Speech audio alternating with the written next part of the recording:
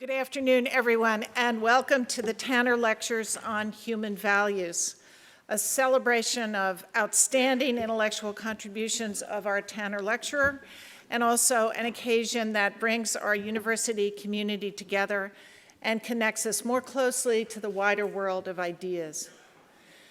The Tanner Lectures were established at Cambridge University in 1978 and are hosted annually at 9 universities in the United States and abroad.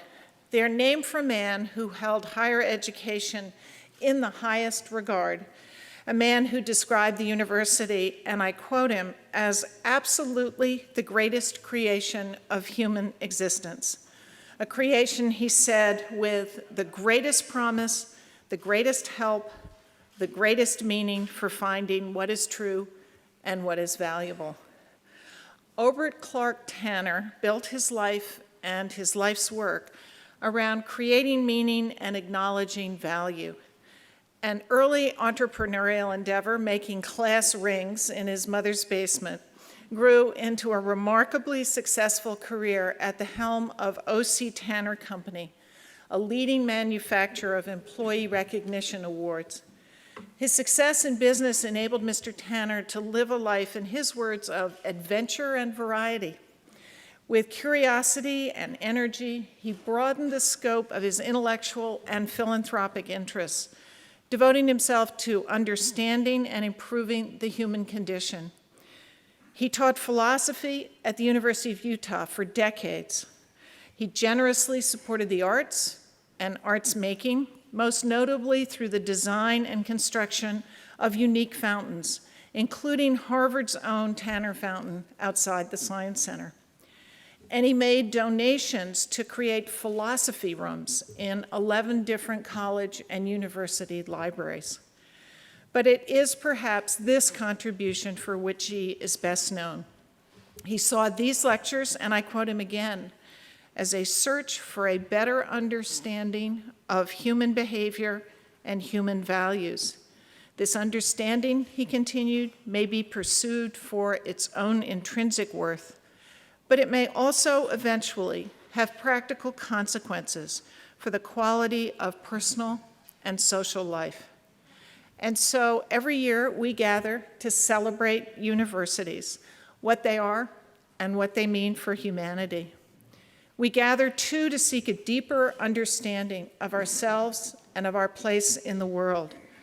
The Tanner Lectures are welcome and welcoming, an affirmation of our capacity to find meaning and value in a complex world.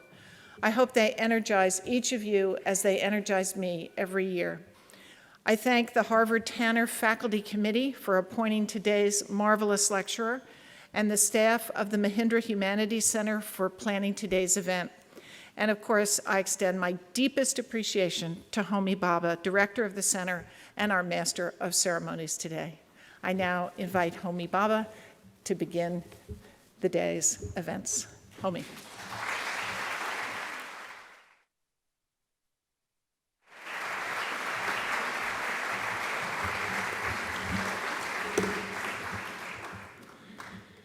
Thank you, President Faust, for your support and encouragement of these lectures.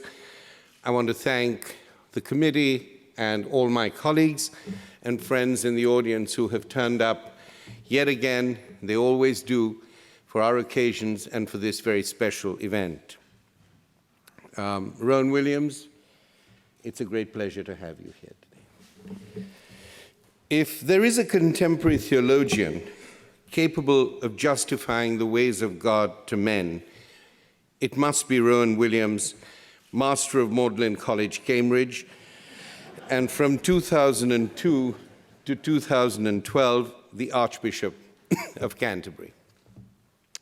In a remarkable early work, The Wound of Knowledge, first published in 1979, Williams found a voice and a vision that has over time shaped much of what he has had to say about God's ways. God asks not for heroes, but for lovers, not for moral athletes, but for men and women aware of their need for acceptance, ready to find their selfhood in the longing for communion with an eternal other. What kind of binding, even blinding love do men and women find for themselves or seek amongst themselves when they are in communion with God's otherness, seems to me the question posed. In a later work, Wrestling with Angels in 2007, Williams raises a similar issue, but on this occasion, the question is posed from the perspective of men's otherness. If sociality is never mended in a final way, as he puts it, then we may ask, how can the recognition of and the negotiation with the networks of human alterity or difference be read as something to do with God?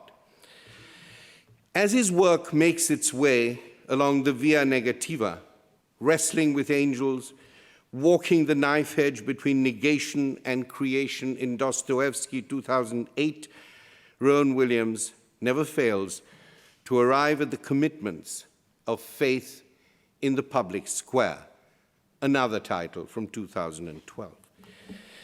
And it is for this very reason that I am tempted to make an immodest inversion of Milton's phrase and suggest that Rowan Williams's true gift lies in explaining, perhaps not justifying, the ways of men to God. Empathy, the topic of Rowan Williams's Tanner lectures, has a long and rich genealogy in his writings. It is indeed one of the key words of his many dialogues with God on behalf of the rest of us. Without leaking the divine revelations he has for us today, I want to offer a glimpse of that genealogy. Empathy is an essential part of Williams's contemplative ideal, a crossroads of the sacred and the secular. Empathy's attention to irreducible differences may entail a self-dispossession and then a recovery of the self through the other. Empathy is shaped by a polyphonic gathering of guiding voices as diverse in his work as Augustine, Hegel, Vladimir Lossky, Simone Weil, W.H. Auden, and Bakhtin, amongst a host of others. Empathy emerges from the contemplation of God's otherness, which speaks in the language of love. And if you read love for its grammar rather than its essence, William writes, you come to the conclusion, and I quote him, "What is to be loved is surely the absolute contingency, the mortality of a person, the person freed from the future that our egotistical imagination longs to project." If empathic love frees us from the sovereignty of the ego and its narcissistic, self-satisfied projections, then it is in recognizing the absolute contingency of the other that empathy endows the subject or object of love with the value of dignity. Although dignity is often seen as part of the indwelling, immanent spirit of the human, the true test of dignity lies in our recognition of the other's contingent present and choice. In his recent book, Human Dignity, George Kateb speaks movingly of the contingent future embedded in the very figure and practice of dignity. Human beings, he writes, are moved by a sense of dignity as of possibility or potentiality, of the unrealized, of the not yet. It is with an eye to empathy and dignity that time and time again Williams implores us as humanists, as teachers, as scholars, as believers, as non-believers, to pay attention to language and meaning. Look carefully at the grammar of values and attitudes, he seems to say. Scrutinize the rhetoric of recognition and rights. Interpretation prescinds from the question of recognition. He puts it as a set of signifiers systematically organized not determined by any individual decision or project, and challenges agents to reconceive their goal and interest in what is other. It is, I believe, Williams's profound study of the philology of everyday life, as witnessed in his reading of the grammar of love and its yield of empathy and dignity, that makes his theology a rare thing of grace and justice. And if a measure of the love of persons and things dwells in what is contingent, unexpected, and yet to come, could anyone have better expressed God's love's gift to God and man than these words from Gerard Manley Hopkins? All things counter, original, spare, strange, whatever is fickle, freckled, who knows how, with swift, slow, sweet, sour, a dazzle dim, he fathers forth, whose beauty is past change. Praise him. Thank you very much. Well.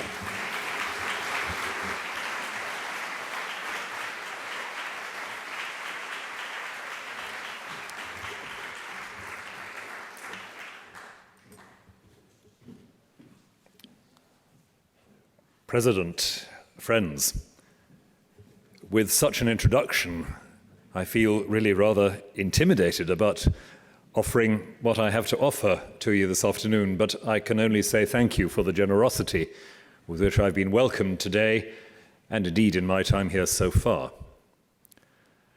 And I must also express my thanks for the great honor conferred by the invitation to deliver these lectures in such distinguished company. Thank you all for attending and for what you will contribute to our collective thinking as these days go on. In an impressive and impassioned discussion of the impact of contemporary individualism, Sue Gerhardt argues that we need a shift in our approach to early years education. We know that we need to help children understand, she says, to help them trace feelings and actions to their roots, and to predict what might lie ahead for the child and for anyone they are observing or encountering. To help them mentalize, in the rather ungainly technical term sometimes used. But this is only part of the story. It is, of course, crucial to treat the child as a thinking subject, capable of recognizing others as thinking subjects. Yet it may be a lot less important than encouraging children to be open to the emotional state of another. To share the experience rather than simply to be able to locate it on an interpretative map, this is what is essential, says Gerhardt, to moral development. But both are kinds of mental activity associated with the development of the ventromedial prefrontal cortex in the right hemisphere of the brain, as you all know. An area, says Gerhardt, which is also involved in mind reading, irony, faux pas, reading others' affects, realizing deception, all forms of inference of other people's intentions. As the child becomes self-aware, builds up a reserve of pictures of itself and its actions and feelings, it has the raw material for simulation of others, representing for itself what is going on in another subject and recognizing both sameness and difference in that encounter. It is able to build on the activities now identified as those of mirror neurons in the brain, the processes in the brain which directly reflect processes going on in the brains of another as that other's experience is witnessed and digested. And if the parent is able to move on and enlarge the child's repertoire from mere intelligent simulation to a felt contact with the other's state of mind and emotion, this plays a central role in the child's acquisition of cooperative social habits. The entire developmental story is one of the extension and refinement of empathy, defined here as an awareness of the emotional condition of others that isn't simply a matter of mental recognition, of knowing that someone else is happy or unhappy without your own emotional condition being affected. Good parenting, parenting that acknowledges the reality of a child's emotional states and takes them seriously, is what nurtures a child into an empathic adult. And the lack of such parenting leaves the child devoid of essential resources for imaging themselves and so for imaging others. The brain's capacities will remain undeveloped in some important areas, and by adolescence, a child will have become seriously dysfunctional in relations of all kinds. If we want to address the violent or self-destructive lifestyles of so many, especially urban young people, we must focus more intently on the experience of parenting. And to mature in empathy is at the heart of an ethical culture for individuals and groups alike. Now, Sue Gerhardt's book is one of the best and most credible examples of a dramatically spreading tendency to see empathy as the key to ethical behavior. It's admirably careful not to oversimplify the issue, and as we'll see later, her account, I think, avoids some of the more difficult versions of the trend. But discussion, of course, is complicated by the fact that empathy as a concept is something of a newcomer to the language as well as to moral philosophy. Naturalized from the German Einfühlung, it's still a remarkably slippery as well as a remarkably fertile notion. And the rapid and brilliant development of a neuroscience capable of mapping the involvement of areas of the brain in affective states has given impeccable credentials to those who see empathy as a key to resolving major issues of ethical definition, as well as ethical education. If I were being a bit indiscreet, I would say that now, at long last, because scientists talk about empathy, other people with a sigh of relief feel they can talk about it as well. So, my Cambridge colleague Simon Baron-Cohen, in his very attractive and influential 0 Degrees of Empathy, can propose that evil be redefined as empathy erosion, and that the essence of any action we call evil is to be found, quote, in turning another person into no more than an object. The analysis of non-empathic brain activity, utilizing the groundbreaking researches of Baron-Cohen and his collaborators on autistic conditions, is combined here with equally innovative and important research on genetic patterns to argue that acts of human cruelty arise from underactivity in what's sometimes now called the empathy circuit of the brain, an underactivity which is itself rooted in genetic predisposition triggered by one or more environmental factors, a sense of being threatened, ideology, conformity, and cultural sanction, and so on. Nonetheless, says Baron-Cohen, this is not intended as a deterministic picture. Behavior and understanding can be modified. People who engage in dramatically unempathic behavior can't be assumed to have lost their capacity of sensing or sharing the emotional state of others. And consciously working to cultivate empathy, providing opportunities for people deeply divided by ideology or racial prejudice or religious fanaticism to hear and embrace the other's perspective, is potentially one of the most significant resources for the human future. Any problem immersed in empathy, says Baron-Cohen, becomes soluble. Well, what I shall be arguing in these lectures, with due respect and appreciation for the intellectual elegance and creativity of the science involved, is that this judgment, as thus expressed, is in important respects seriously mistaken, and that it rests on both a faulty set of definitions and a narrowing down and privatizing of ethical discourse. Instead of identifying ethical education with the development of empathy, however exactly this is understood, I want to suggest that ethics is irreducibly a linguistic and cultural discourse in which issues of power are among the most central and troubling. A discourse also in which we must become aware both of what we can and of what we cannot understand in the experience of others, and learn how to comport ourselves with others precisely by examining this duality of what we know and what we don't. This points ultimately in the direction of a certain picture of the self, without which I believe ethics will become vacuous. But let's begin with the definitional question.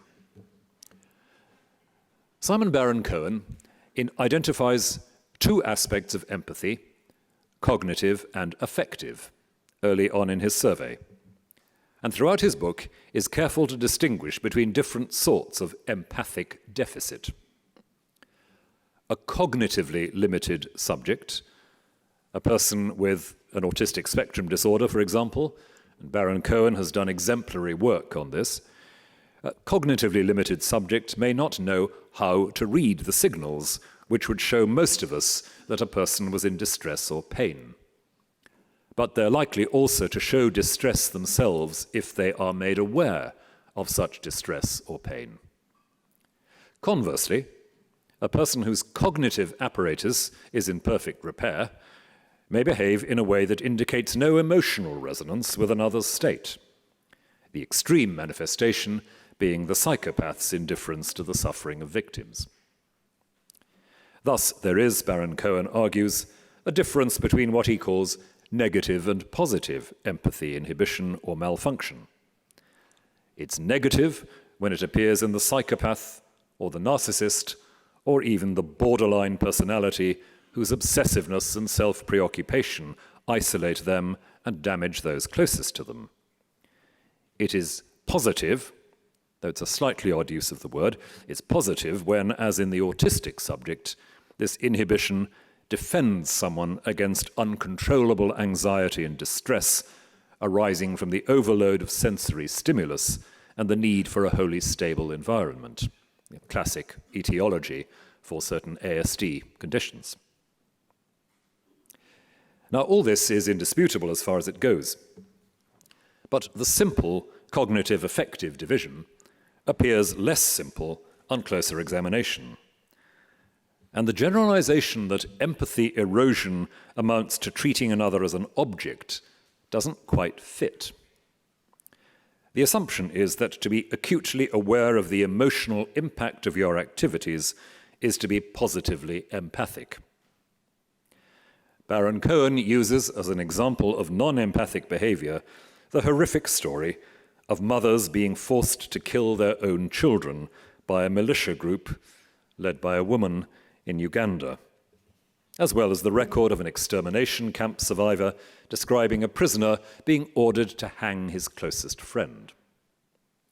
But these instances are emphatically not examples of treating another human being as an object. On the contrary, what makes them shocking is that they involve treating victims very much as subjects, capable, as objects are not, of being humiliated, mentally tortured, and traumatized. The perpetrator of outrages like these is entirely aware of the emotion generated by their action. The problem isn't that they don't know what emotions are generated. It's that they don't identify it as anything that causes them suffering or distress, and they almost certainly derive an emotional pleasure from what they do. The plain cognitive affective grid doesn't actually help us much here. We should have to say that the difficulty was not the absence of emotional awareness, but an inappropriate emotional response to someone else's pain. There are certainly examples of what seems to be straightforward emotional detachment, tuning out in the course of cruel or abusive behavior. And Baron-Cohen rightly refers us to the professional behavior of an executioner or a doctor collaborating in an execution. But this looks like learned behavior rather than the erosion or malfunction of a natural capacity. It's not different in kind from what a surgeon would have had to learn, especially in the days before anesthetics, or even more immediately and familiarly, a parent removing a splinter from a child's foot. Raymond Tallis, physician and ethicist, one of Baron Cohen's most perceptive critics, rightly says, "No one could be a surgeon and empathize with the experience of the patients he or she operates on, or at least not while performing the operation." On top of this, there are, of course, examples of simple, casual cruelty, what we usually call unthinking, and which may indeed argue for a damaged or dysfunctional sensibility. Many instances of cruelty to animals fall under this head. But what we can't easily do is bracket all this as turning another person into an object. The surgeon's learned detachment involves a very serious respect for the patient's needs. And the Ugandan militia commander's barbarity likewise involves a wholly realistic awareness of how deep the human damage is going to be, because she knows how and why children matter to mothers. As if that weren't complicated enough, think of a further set of cases. People sometimes report a desire, and sometimes act on it, to end someone else's suffering by killing them because they are themselves so deeply affected by it that it becomes unbearable, whether or not it's actually unbearable for the sufferer. Where do we place this on an empathy-based map? Or think of the figure of the Grand Inquisitor in Dostoevsky's Brothers Karamazov. The Inquisitor polices the religious world and burns heretics because he is profoundly concerned for the well-being of ordinary, vulnerable people who need clear teaching and strong leaders. When he finds that he's inadvertently arrested Jesus Christ, he is eloquently unrepentant. Jesus made things too difficult for human beings and causes them suffering by failing to tell them what makes them happy. Like many another totalitarian, he's motivated by something like compassion. But is this empathy or not in a Baron Cohen world? It certainly involves distress about the suffering of others, even a clear decision to sacrifice one's own comfort for the well-being of others. We're dealing here with someone who claims to know the true significance of another's suffering, almost to feel it more than they do, and certainly, as the Inquisitor insists, to pay over their own peace and good conscience in order to spare others what they're not able to bear. Baron Cohen concludes his book with the bold assertion, I quote, that empathy cannot by definition oppress anyone. But this smuggles into the idea of empathy itself a hidden notion of proper emotional response and the proper handling of it. We may think the Inquisitor deluded or self-deluded, and Dostoevsky, I think, meant him to be entirely sincere and morally plausible, but his problem is not that he's unable to weep for the sufferings of others, and he evidently doesn't get emotional satisfaction from executing people. And on the horizon of this discussion is a related cluster of questions about whether some naturally feel their sufferings more than others. Joanna Burke's learned and provocative book, What It Means to Be Human, offers plenty of instances of pseudo-scientific arguments well into the 20th century that what looks like a human being may still not feel or think as we do. We being, of course, white, male, propertied, and so on. Entire cultures worked, and many still work, with anti-empathic habits and principles. Once again, we're up against learned behavior and culturally endorsed behavior. And the idea of empathy erosion as a malfunction within a person's brain can't be all we need to make sense of this sort of history. These aren't questions that just belong to the extreme areas of moral reflection. If it were true that any problem immersed in empathy becomes soluble, it would be true that heightened empathic awareness helped you to choose between not good and evil, but competing goods.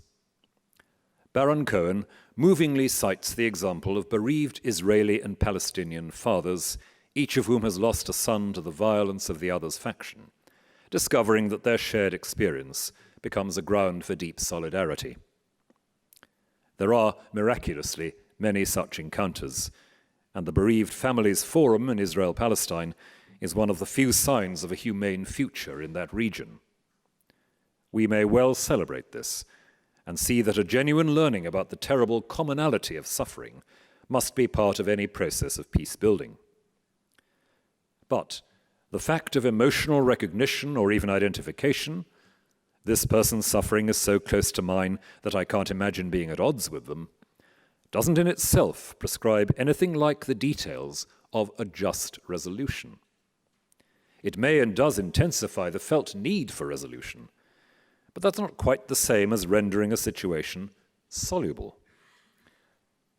The bereaved fathers become advocates for an end to slaughter, and their advocacy is all the more powerful because it comes from an experience of profound cost. Yet it can't in itself determine international boundaries, the rightness or possibility of dismantling West Bank settlements, the return of Palestinian refugees, or the status of Jerusalem. Each issue involves the most serious ethical as well as strategic concerns, yet the empathic resonance of individuals on both sides will not clarify those.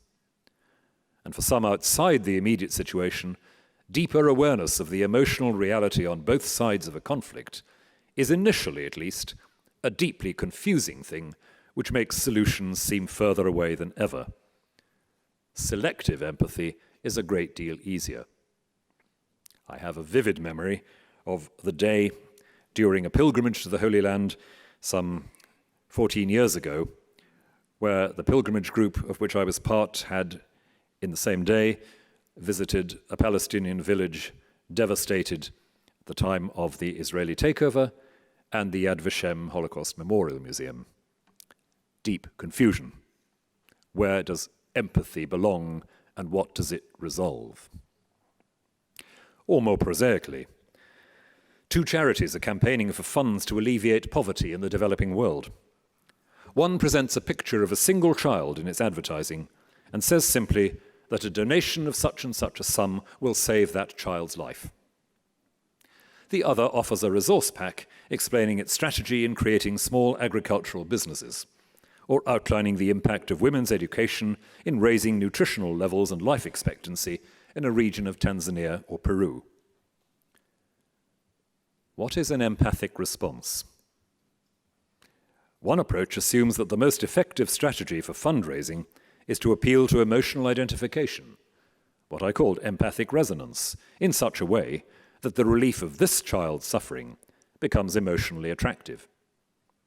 The other assumes that dealing with the cognitive questions about what causes suffering is where a response should begin.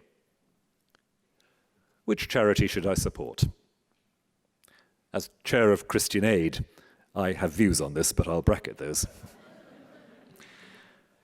A common enough dilemma in our societies, and one that appeal to empathy will not solve or may solve in a perilously one-sided way.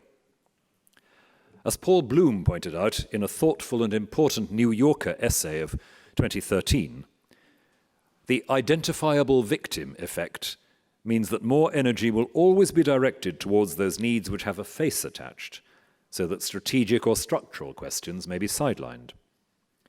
And by putting pressure on our emotions, making us feel intensely uncomfortable, and suggesting a rapid way of removing that discomfort, the issue may become less one of what an ethical response might be than one of how I make myself feel better, how I deal with my immediate distress at the distress of an identifiable other. Now, this is most definitely not to say that the single child campaign is somehow wrong or misplaced, only that we need to learn caution about presuming that this naked appeal to empathy is the sole governing model for raising ethical awareness. We need only think of cases where there may be competing identifiable victims, and I have in mind not just the way this can be played out, say, in the Israel-Palestine conflict, but the regular standoff in debates about penal policy. You can reasonably invite empathic resonance with the victims of a crime and with the disturbed or deprived individual who's committed it and is now suffering inhumane treatment in a custodial institution. How do you move from there to what a just custodial policy would look like. Locating this against a wider horizon, one of the problems in the background, as I've mentioned briefly, is that an ethical discourse which gives central place to empathy as emotional identification draws our attention away from questions of culture and power. Ethics isn't just about single acts of evil or virtue. Evil is not overcome merely by identifying and correcting the dysfunction of individual brains. It's inseparably bound in to what is made possible or impossible by structures of habit, belief, and advantage. Baron Cohen's summary of the various factors which may serve to justify or rationalize or normalize the inhibition of empathy is helpful here. But we need to see this as not only about the things which may push certain people with genetic or neurological conditions over the edge into extreme behavior, but rather as a sketch of the elements which mold an entire social world of moral possibilities and which determine various kinds of suffering demanding an ethical response. These are the forces that shape what we take for granted in a society. Who is eligible as candidate for empathic feelings or behavior? Who decides who is eligible? How competing claims for empathic response are evaluated? And so on. So that, as I've said, empathic erosion can't serve as a substitute for the whole story of what we call evil, even if we were able to tidy up the very diverse senses at work here of empathy as a concept, and even if we were to grant that empathy failures, in the sense of grossly insensitive acts, were among the most visible signs of malfunction and inequity of power in a society. So how might we begin to tidy up the concept? Bracketing for a moment the prehistory of some of these issues in discussions from Adam Smith onwards of sympathy, the question of how to define empathy surfaces first in the context of a phenomenological reflection on our knowledge of the intentions of others. Edmund Husserl's pupil, Edith Stein, later to become a Carmelite nun and to die in Auschwitz, wrote a doctoral dissertation on Einfühlung in 1916, attempting to chart what was then a notable bit of unfinished business in the program of phenomenology. Husserl had touched on the question of what was involved in recognizing another body as a subject of sensation, and thus a partner in communication. But it was Stein who followed through the implications of this to argue that the individual ego could not constitute itself for thought without the awareness of the possibility of perceptions from other centers, that is, without the givenness of other embodied minds. In a very compressed and difficult text, Stein connects the sense of my own body as what she calls a zero point of orientation with the awareness of other bodies as alive in the way that my body is alive. What she calls reiterated empathy or reflexive sympathy, the capacity not only to comprehend the experience of another subject, but to comprehend that and to some extent how the other subject comprehends me, entail that my sense of myself is always going to be capable of correction or supplement from the perspective of the other. To apprehend another body is to apprehend another standpoint. I know without learning it that another body, like mine, is incapable of being comprehensively viewed from its own standpoint. One of the things about bodies is that you can't see your back, not to mention the fact that you can't see your eyes. The very idea of a consistent spatial world is bound up with the awareness of diverse zero points of orientation. To conceive of an object is to conceive of a set of perceptions irreducible to each other. Try to think of an object world without this dimension, and you'll be imprisoned in what Stein calls primordial sensation, and incapable of forming any concept whatsoever or any strategy for dealing consistently with the material world. To think objects is to think perceiving others. My own self-awareness becomes properly itself, therefore, only when open to the exchanges and supplements of other conscious bodies, in the construction of a physical world, but also, and even more importantly, in the construction of a self-questioning and thus developing or maturing consciousness. So the world I perceive is perceived recursively, not only in the apparent simplicity of the primordial sensation. I see it through the eyes of another, and another, and another. I construct fresh perspectives, imagined positions of presence, not unlike the imagined presence that's evoked when I remember a past sensation. But there are two particular further points especially germane to our discussion.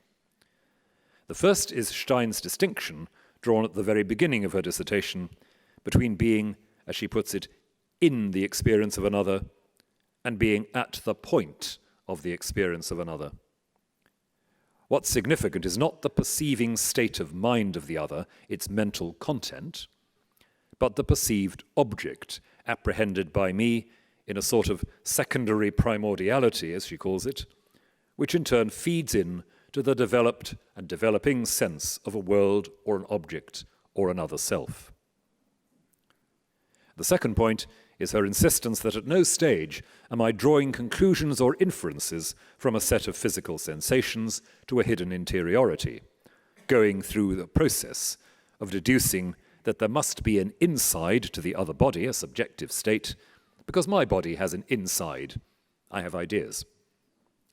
No, she says, recognizing a body, not just a lump of stuff, recognizing a body is recognizing a conscious stance, or indeed a pre-conscious one, a bare capacity to be a 0 point of orientation. Recognizing a body is recognizing what is always a meaning-bearing system. And she puts it very provocatively when she says, we can imagine an ego without a body, but not a body without an ego. Bodies are not something we start by thinking of as lumps of stuff and subsequently conclude to be sentient or intelligent. And if that's the case, our primordial apprehension of the world is always bound up with the secondary primordiality, sorry about the jargon, that is the awareness of other perspectives. To grow into the very concept of a world is a matter of empathy, as defined here. Einfühlung, feeling our way into the resistant and difficult perspective that is not ours, as an essential aspect of conceiving objects, conceiving what we could call an agenda set for us by something other than our primordial individual awareness of being a center of experience. And as she argues rather sketchily at the end of the dissertation, if the other's body is a site for perceiving, S-I-T-E, that is, site for perceiving, it's also the site of a continuous narrative of some kind, or, to use her preferred vocabulary, an intelligible unity enacted by a subject. Now, this discussion is obviously cast in radically different terms from the contemporary treatments of empathy. Stein isn't primarily interested in feelings here, but it does have some essential things to contribute to it. Stein's Einfühlung is not a simple matter of identification with another's emotions. It could better be described as the capacity to apprehend the environment from a perspective that isn't our own, resulting in two sorts of knowing: an enhanced awareness of that environment, and in an indirect sense of some of what it might be like to experience the environment from that standpoint. The terminus is not the other's state of mind as such, but what that state of mind represents to itself. Learning occurs precisely through the irreducible tension between my primordial sensation and the displaced awareness of self and world seen from an imagined elsewhere. And out of this comes a constantly expanding capacity to map the depth of the perceptual world I inhabit and the honesty and adequacy of the spiritual and moral world. That is, of what I say to myself about myself in the hope of making sense of my own narrative beyond a mere succession of happenings. So this is a multi-layered understanding of empathy, which resolutely doesn't focus on the appropriation of another's emotion. It's inseparably connected with a recognition of being located in relation to an indefinite set of fluid, possible perspectives which can be imaginatively approached, though not decisively inhabited or colonized. The world presented to my primary apprehension is made increasingly diverse, capable of being unsettled all the time by the awareness of a newly strange perspective. And if so, my awareness of the emotion of another is neither a simple cognitive registering of the fact that a recognizable feeling is going on, nor a direct, quasi-primordial share in the feeling as if it were mine. Awareness of the emotion of another is one aspect of recognizing the meaning embodied in another's face or gesture. That is, recognizing that what is in front of me is not a passive object, but a center of communicative activity. Something in important respects beyond my grasp, yet something I have to factor in as a source of significance, perhaps of significant puzzlement, in making sense of myself in the environment that I and the other share.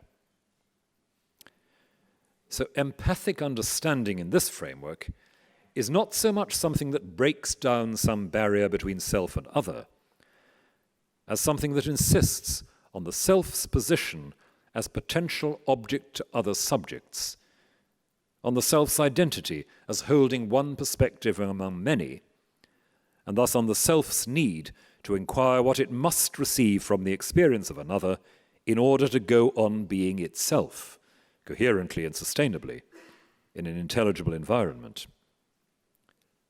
On this sort of analysis, to lack empathy would be less a matter of failing to sense or own the emotional state of another than failing to sense the necessary incompleteness of any sense of the emotional state of another. It would also be to have a faulty apprehension of what was involved in thinking of a shared world, a world in which every perspective is physically incapable of viewing itself fully and therefore has to collaborate in some sense with other subjects. Now, none of this means that the neuroscientific perspective with which we began is being wrongly or irrelevantly interpreted. It's simply to argue that we need a rather more resourceful conceptual pattern in which to locate it. If empathy is understood primarily as appropriate emotional ownership of another's sensations, especially of pain, I would say we risk a kind of derealizing of the actual complexity of anyone's emotional life. It can come dangerously close to claiming to absorb another emotional history into my own. It raises the acute question mentioned earlier of the politics of emotion and the cultural definitions of who is or what is eligible for fellow feeling. And it leaves us with no help in those ethical situations where, for whatever reason, we can't easily find ways of emotional identification. James Mumford, in his important and provocative study of ethics at the beginning of life, in which he critically discusses Stein on empathy, notes that if empathy is linked with someone else's capacity to present herself as a fully fledged, mature thou to me, and if that's the condition for empathy, then we have difficulty in explaining just why we might feel or exercise empathy with a newborn child, let alone an unborn child. He writes, to base who's in and who's out upon empathy ignores the way human being appears in the world. From Mumford's point of view, recognition is going to be an inadequate basis for ethical duty, as it seems to require the other to produce credentials. And if empathy and recognition belong together, we have a problem.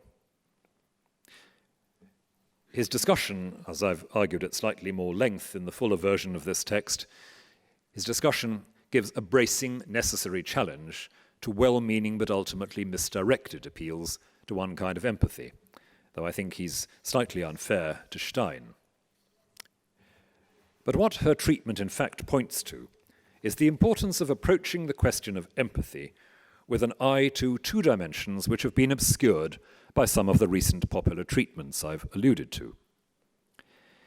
if the significant aspect of empathy is recognizing an irreducible 0 point outside my own consciousness, an embodied other, this means that empathic recognition is, paradoxically, the recognition of something radically inaccessible, something, that is, which will never be assimilable, because while I may be, in Stein's phrase, at the point of another's experience imaginatively, I can't actually be in it, in a material world. It's possible for me to grasp in some measure the content of what the other perceives, but that grasp is always of a view I do not inhabit, a view I can move away from, in a way that I can't move away from my own embodiedness. I can imagine what it's like for you to look long-sufferingly at a lecturer from where you sit, and then I can move away with relief from the terrible prospect that opens up for me and return here. What I can't do is abandon my perspective on the audience. I am an embodied perspective. And Stein is very clear that it's of the essence of bodily existence that I don't have the option of withdrawing definitively from the perspective it establishes. So if we were to speak here of erosion of empathy, it would be more than a failure to appreciate the intensity of another's experience. As I hinted a few minutes ago, it could just as easily be the over-eager appropriation of another's experience and the denial of its difference and its contingency. Following on from this, Stein wants empathic understanding to be corrigible. She conceives Einfühlung as something always to be learned. Empathy is bound up for her with that reciprocal, or as I put it, recursive sympathy, which constantly allows me to apprehend some of what the other sees of myself, and thus impresses on me the fallibility of my individual intuition and the inescapable role of taking time in understanding myself and others. There is no shortcut into the alien heart of the neighbor, any more than into the obscure territory that is my own embodied selfhood. It's summed up at the end of Stein's dissertation in a couple of very significant phrases. I quote, "By empathy with differently composed personal structures, we become clear on what we are not, what we are more or less than others. Our own unfamiliar values become visible. When we empathically run into ranges of value closed to us, we become conscious of our own deficiency or disvalue. The empathic position is one in which we know that we are not the other, and also know in this moment that we have to go on learning and relearning who we are and what we actually care about by means of attention to the alien perspective we are piecing together, imagining or intuiting. Empathy in this sense is not a matter of opening up myself to receive the emotional matter of another life, but of acquiring a critical capacity in respect of my own sensing and feeling, especially in respect of my self-awareness. The ethically significant expression of this sort of empathy would be in saying not, I know how you feel, but I have no idea how you feel. In standing before the other with a very particular kind of care, close to what Simone Weil calls hesitation, acknowledging that I have no alternative but to learn the otherness of the other. So in this lecture overall, my main concern has been to problematize a particular current rhetoric about empathy, which seems to assume that the issues around inhuman and abusive behavior are best addressed by appeals to empathy understood as the capacity to recognize and respond appropriately to the suffering of another subject. This, I've argued, will take us only so far. It sidelines issues around the cultural dimension of the question and leaves us with some ambiguities about recognition and the risks of over-appropriating the experience of another. Edith Stein's account of the question, coming as it does from a radically different perspective, offers some resource, I believe, for a more nuanced approach, one which, in fact, does more justice to the very important fact noted by Sue Gerhardt in the book I quoted at the start of these remarks, that the area of the brain associated with empathy, in the most general sense of intelligent apprehension of another's state of feeling, is also associated with mind reading, irony, faux pas, reading others' affects, realizing deception. In other words, the empathic response is connected to a range of mental skills that deal with gaps between appearances and truth, between first and subsequent impressions or readings of our environment. In the light of our discussion of Stein, we could say that the empathic stance is inseparable from a capacity to suspend attachment to what Stein would call the primordial, to refuse to leave it and the primordially sensing subject invulnerable to scrutiny.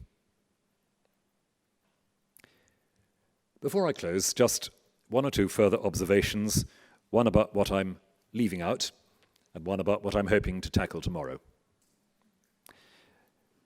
First of all, to develop an ethical stance conditioned by this way of defining empathy involves, I've said, a strong affirmation of the importance of what we don't know about the other, and a clear imperative against any colonization of the experience of the other which would render it easier to assimilate.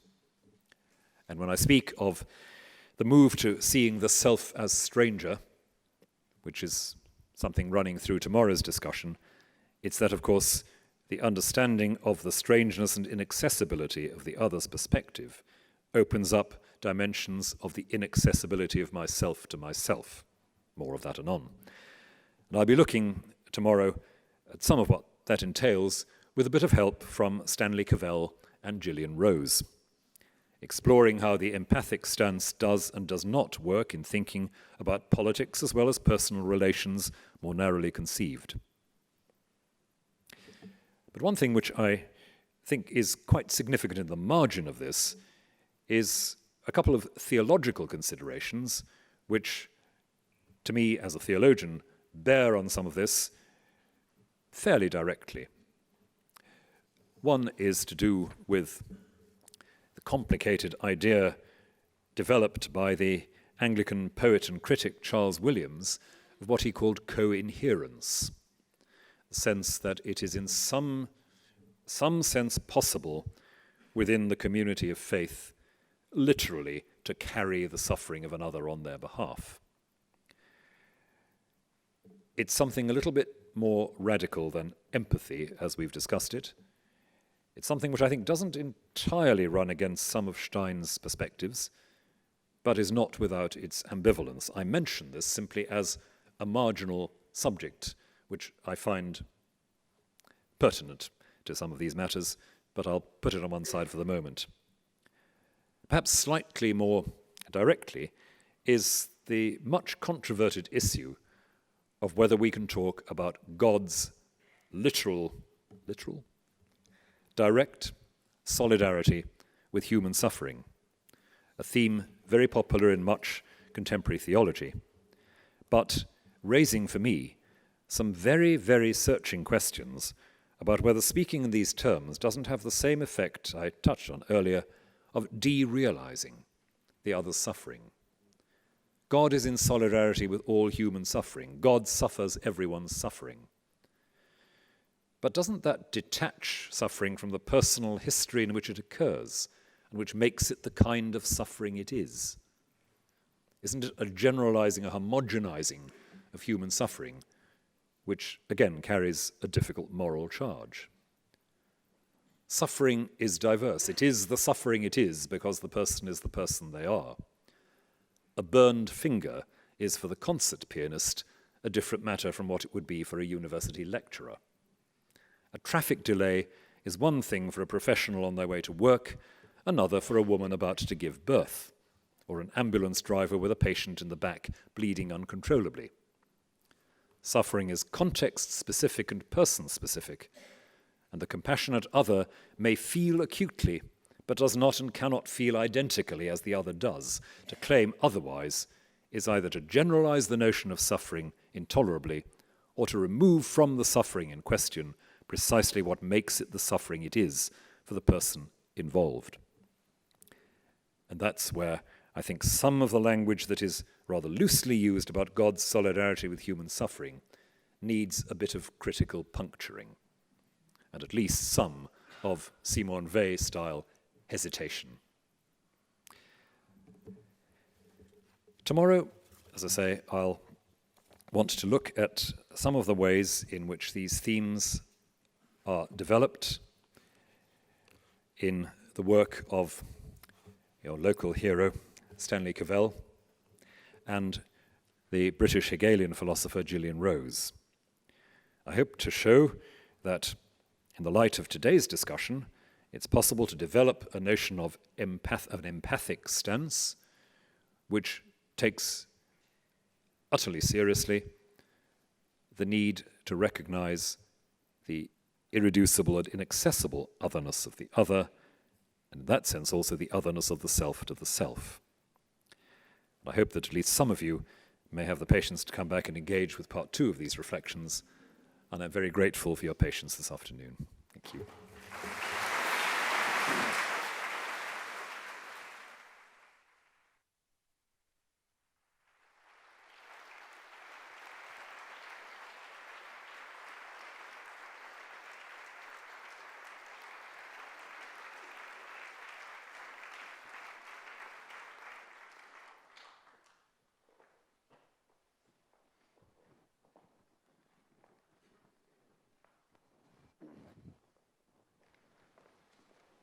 David Tracy will now make his remarks and reflections on the talk.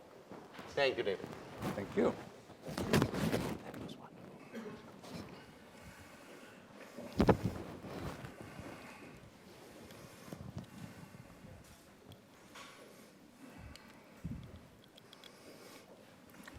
President Gilpin Faust,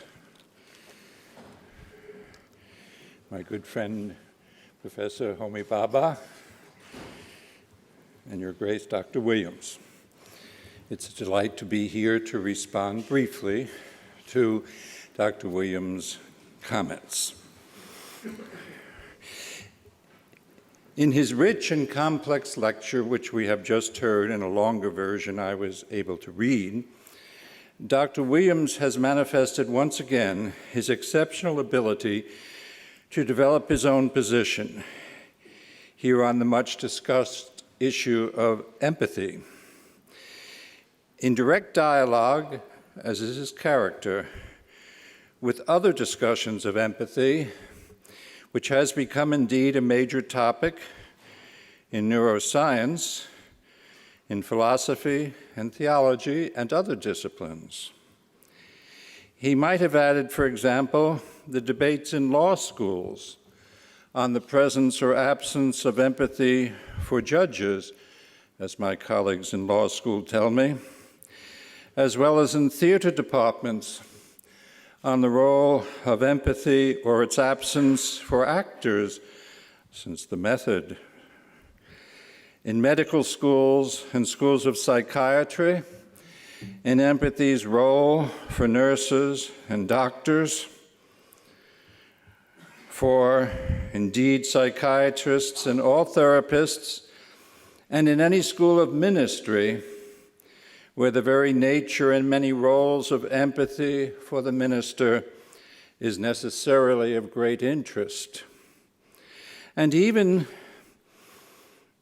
I've been reading World War I histories for late-night reading, as many are, this centenary, the last 2 months, and even in some histories, some of which with a horror like that war are empathic and others not, and it's interesting to decide why a scholar so decides. An example, as you all well know, is a now classical study, empathic historical study called, as the title alone suggests, The Republic of Suffering by President Faust. Now, in order to study empathy in any genuinely interdisciplinary way, Dr. Williams, a distinguished philosophical theologian, turns, interestingly enough, first neither to philosophy nor theology, which have, in fact, a lot to say on it, but to neuroscience, very well, I think, for its scientific ability to assign feeling states to distinctly defined regions of the brain. Intriguingly, empathy is located in the same brain region, as Dr. Gerhardt mentions, as he said, I was fascinated, as the production of irony, and of other mental functions designed to distinguish truth from appearance. A philosopher's topic. In his first section, Dr. Williams focuses principally on the renowned neuroscientific work on empathy of Dr. Baron Cohen, his colleague at Cambridge. And Dr. Baron Cohen has addressed empathy in several works, in fact, especially, of the two I read, especially in his more publicly available work for the rest of us, called 0 Degrees of Empathy. In that most interesting work, Dr. Baron Cohen summarizes for a wider public his years of empirical neuroscientific studies of empathy that followed upon his famous studies of autism. Now, Dr. Williams is characteristically both generous and judicious in his assessment of Baron Cohen's project on empathy. On the one hand, Dr. Williams is surely correct to call his fellow scholars in all the humanities, including philosophy and theology, to begin to study neuroscience more carefully, to begin to study the range and import of work like Dr. Baron Cohen's neuroscientific analyses of empathy. They're fascinating and important. On the other hand, Dr. Williams is surely also just as correct in his quiet but effective criticism of some of Baron Cohen's overclaims, as I would call them. For example,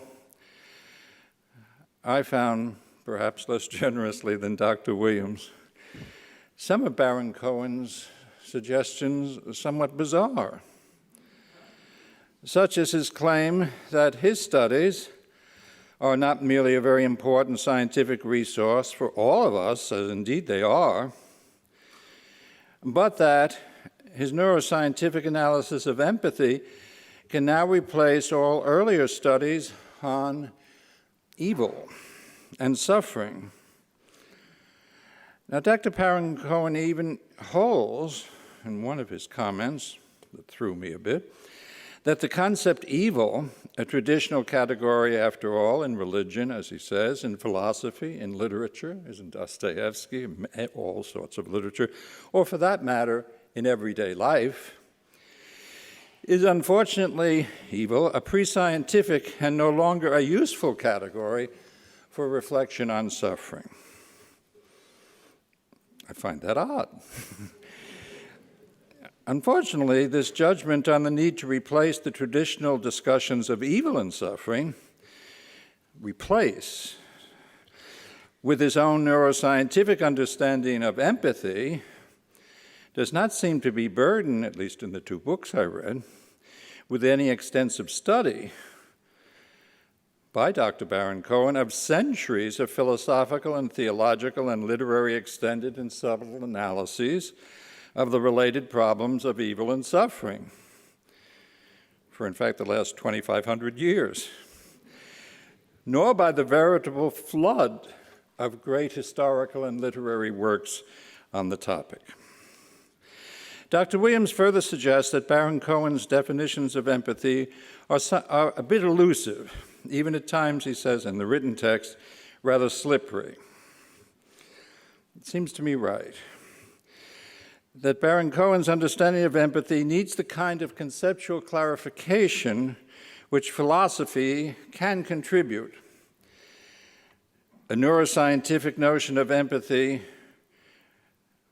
which is extremely valuable for all of us, is in fact somewhat, as Dr. Williams says, ahistorical and too privatized for a wider ethic. It therefore seems to ignore the problems of language, culture, and power, which after all need to be addressed if the important newly analyzed neuroscientific problems of empathy, so valuable, is to find full conceptual clarification and its proper place in a wider, more complex ethics. Now, for the conceptual clarification of empathy, Dr. Williams, I think most interestingly, turns to a critic who has been ignored for many years, even within phenomenology, which I do, namely to the early, strictly eidetic, as it's called in phenomenology, not existential, not hermeneutic, not linguistic, but the early phenomenology, eidetic phenomenology of Edith Stein in 1916, her doctoral dissertation, in fact. The more I read it and reread Stein, which I hadn't read for many years, this seems a very good choice. For Edith Stein's rigorous phenomenological description of empathy as embodied feeling and embodied mind is a classic, in fact, in early phenomenological studies and well deserves retrieval as it has received from Dr. Williams. Stein, after all, followed the early objective eidetic phenomenological method of Edmund Husserl in the early 20th century, when Husserl was developing his method of objective description through intentionality of external objects and internal intentional states and acts. In fact, while she was studying with him, she was his assistant and one of his best students, he always said. He himself was changing from that objective, eidetic, realistic position, in fact, to a transcendental, idealist position, which Stein and the other early eidetics rejected, but many others, like Heidegger and many others, followed. I fully agree with Dr. Williams that the analyses of early eidetic phenomenology, like Edith Stein's on empathy or Max Shaler's on sympathy, should be retrieved today as a valuable conceptual clarification of feelings like empathy or sympathy and many others feelings. Among her other accomplishments, Edith Stein proposed what was in fact a highly original phenomenological description of the intrinsic role, as you have just heard from Dr. Williams, so I will not repeat it at length, the intrinsic role of one's inescapable body in the feelings of empathy, not just mind, as people have thought before, as well as in the intrinsic necessity for the empathic embodied self as mind to sense the reality of the other as other, that is, as another living body, Leib, as distinct from just physical body, corpore, as an alternative view of my own embodied self. It's worth noting that I really liked that he took her up, made me reread her, among others, and maybe others too, is that Stein's early phenomenology of empathy, by the way, in her pre-Christian period, she was not a Christian when she wrote this, is chronologically prior to the more familiar phenomenology of the body by Merleau-Ponty, who I think was influenced clearly by Stein. And even later, the now famous phenomenology of the other by Emmanuel Levinas. Or, in terms of a wider ethic, the phenomenologist and hermeneutician Paul Ricoeur's magnum opus for ethics with the wonderful title, Myself as an Other. In fact, Williams' interpretation of Stein on empathy shows, in fact, I think to everyone's surprise, including some famous phenomenologists I've asked, like my colleague Jean-Luc Marion, that Stein's analysis already includes, this is the amazing thing he's shown us, attention to both one's body, Merleau-Ponty, and the other's body, Levinas and Ricoeur, all of whom are much later, as objectively essential, that is, eidetic elements in any conceptual clarification of the full dimensions of empathy. This choice of Stein for philosophical conceptual clarification in defining empathy, I would also add to what he said and wrote, "A good choice for another reason, that unlike her mentor Husserl and most of the other early eidetic phenomenologists, when they worked out conceptual clarifications of various feelings, they did not wish to relate them, as Dr. Williams so rightly does, to psychological studies and neuroscientific studies, but Edith Stein did. That's another way she was quite unusual. Husserl and the others always denoted any attempt like that as, quote, psychologism, not to be done. Stein mentions the neurological studies of the brain available in the science of her day. Remember, we're talking 1916. In fact, neuroscientific studies of the brain, now so prominent and important in our contemporary intellectual landscape for all of us, were in a very early stage of development in Stein's own period. The brain, infinitely better understood now, although still not fully mapped, was largely, in fact, a terra incognita in Stein's own day. So it is intriguing to speculate, which is all I can do, how Stein might have approached Baron Cohen's wonderful neuroscientific findings. Other phenomenologists would not be too interested, and many other philosophers, I think. But I think Stein would have responded positively, if critically, along the lines of Rowan Williams, given her own early extensive work in psychology and interest in the neurology available. In fact, she studied psychology for some years and was preparing a doctorate in the subject before shifting to a doctorate in philosophy after discovering, as many did at the period, Husserl's early phenomenology. But perhaps the main contribution of Edith Stein's analysis of empathy is its clarification of the primacy of the sheer fact of embodiedness, as was emphasized by Dr. Williams. Both my own body as my non-negotiable point of departure for any attempt at empathic experience, and the embodiedness of the other as always already there, in fact, prior to any more developed notion of the self. Now, my empathy towards other, therefore, is for Edith Stein in no way a claim to appropriate their feelings now as my own.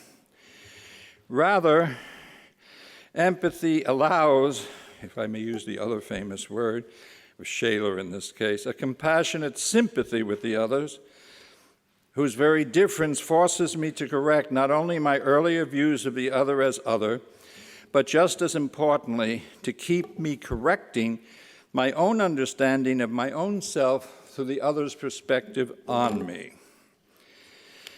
Empathy is a two-edged sword. For example, any claim by someone in a dominant culture, let us say a culture with colonies, the claim to empathize with a colonized subject is, as post-colonial theory has so sharply shown us all, to be held under suspicion. Empathy can be too easily used. If the colonizer's empathy were genuine empathy in Stein's sense, which is in fact highly unlikely, given the destructive power relationships inevitably involved, it would result not in any claim to feel the colonized pain, which is deeply insulting, beyond patronizing. Rather, given the imperialist power structure pervading and inevitably poisoning any notion of equality to allow empathy here, renders the question much more complex. One would have to deal, as Dr. Williams insists, and will in his next lecture also, with power relationships in order to understand empathy in a non-ahistorical way.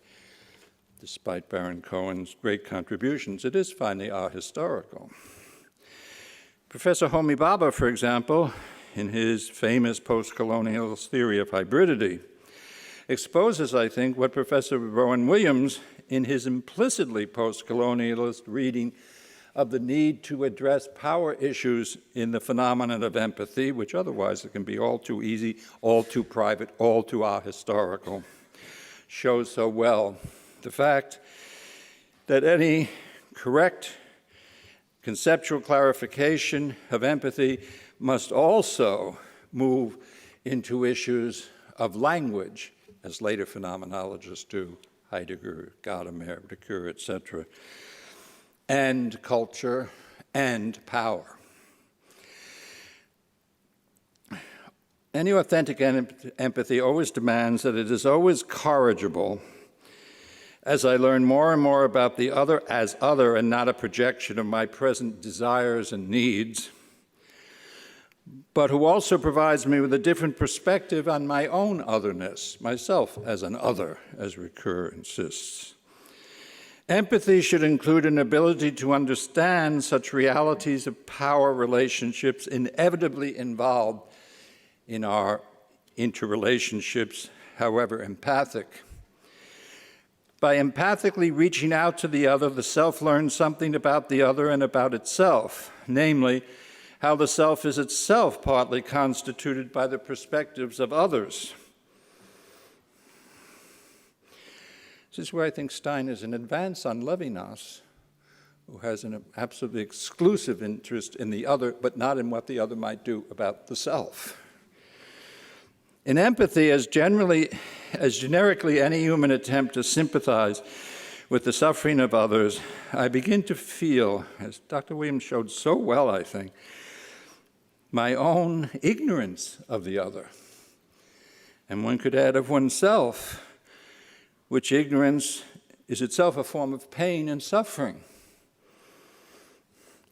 My only suggestion for Dr. Williams here is that in order to further develop what I think is his excellent interpretation of the complexities involved in this seemingly obvious phenomenon of empathy, especially once you take advantage of the splendid neuroscientific studies of figures like Dr. Baron Cohen, but also pay attention to language, culture, and power. He might turn as well to contemporary critical theories, which he knows quite well. Gillian Rose is one. To study the power relationships embedded in all forms of empathy. As critical as distinct from traditional theory, critical theory after all, what is different about it, it's explicitly designed to suspect, it's a hermeneutics of suspicion, as they now say, and to expose, and as much as possible, to help heal. The original model in the Frankfurt School and others was always Freud's psychoanalytic model. Not so much our conscious errors, which one can do through good argument and appealing to scientific evidence, but not our conscious errors, but our usually unconscious, but in fact structurally systemic distortions that are involved in experiences of empathy. Let me remind you of the now very familiar list of the kinds of issues that have been developed by various, very fruitful, in my judgment, critical theories, which could be very fruitful on empathy too, to heighten the understanding of the realities involved of sexism, racism, classism, homophobia, elitism, colonialism, anti-Semitism, Islamophobia, and all the other poisonous and finally perverse isms that we now admit afflict us in 1,000 forms, including all our expressions of empathy. Empathy is, as Dr. Williams argues, an ethical attempt to understand and feel with, nice expression, have hesitation towards, feel with, not to claim to feel into the other. In spite of the original Greek, empatheia has this thing from sympatheia. The other are different. When understood in the fuller sense, as Dr. Williams' work is doing, of the historical, linguistic, culture, and power of inflected actuality structuring expressions of empathy, which I repeat, critical theories, I think, there are so many of them and they're so valuable, can helpfully expose. Empathy can be one of the major factors, once redone in Williams' way, for an ethical step forward toward an ethics where difference and otherness is always not only affirmed, but analyzed carefully in the full range of that he is involved with, from neuroscience to conceptual clarification to culture, language, and power. Otherwise, empathy, too, like every other phenomenon, where difference is claimed but in fact reduced, could just be one more example in Michel Foucault's fine phrase of all being reduced, all difference being reduced to just more of the same. From his other writing, it is clear that Rowan Williams is not only, as he is in my judgment, our most erudite and pluralistic Christian theologian today, but that he has also served as a major public intellectual in Great Britain and internationally, here, for example. Hence, I presume to suggest, by the suggestion of critical theory, merely some more arrows for his multi-splendored bow.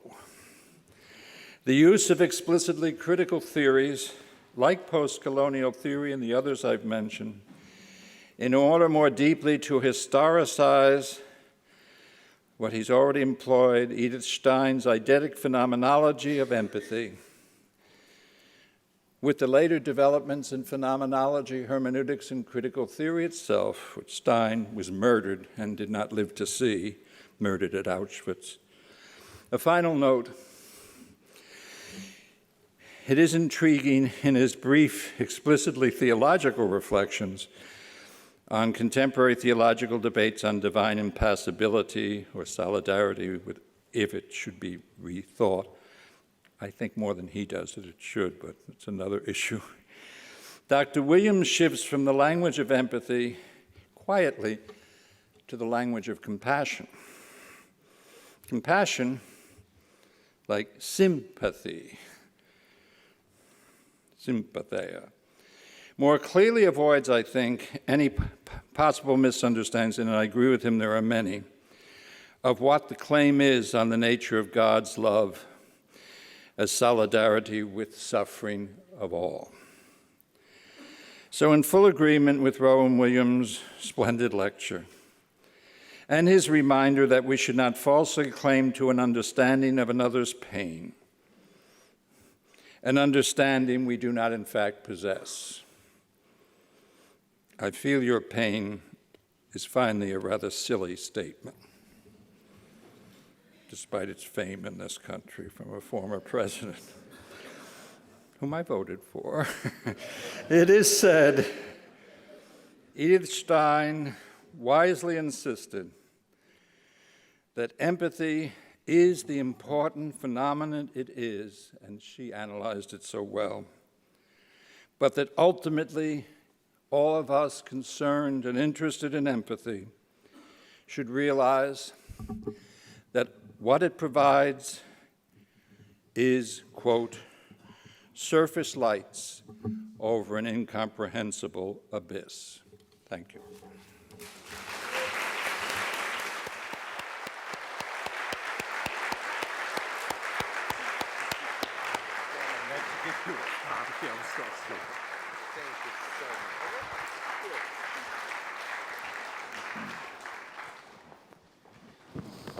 Thank you, Dr. Williams. Thank you, Dr. David Tracy. One question, and I would like to open up.